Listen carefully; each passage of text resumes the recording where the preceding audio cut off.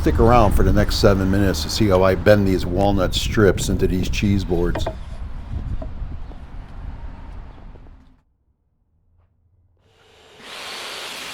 I want my finished boards to be 3/4 of an inch thick, so I'm cutting 1-inch strips on the face side of these boards. This will allow for a 1/4 inch of scrap during the planing and sanding process.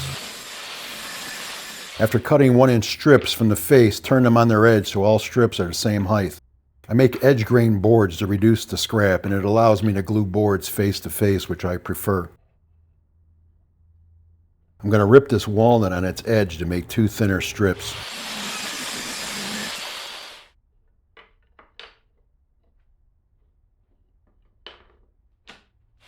I'm cutting 1/8 inch walnut strips here, which will be used for the decorative inlays. Make sure to rip these from the edge grain to keep all wood grain in the same direction.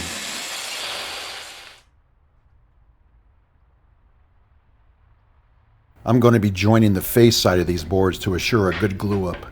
When doing this, you may want to mirror your cuts to make sure the boards stay flat during glue up. Mirroring your cuts offsets any variance you may possibly have with your joiner.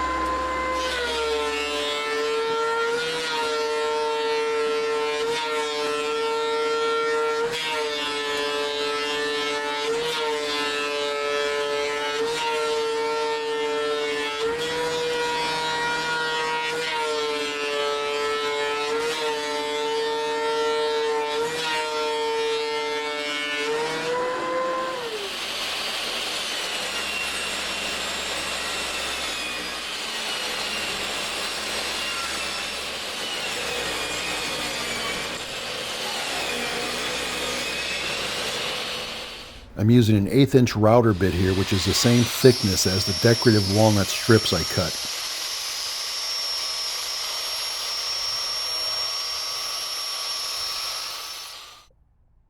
You need to replace the same thickness of wood that you routed out in order to keep your strips lined up.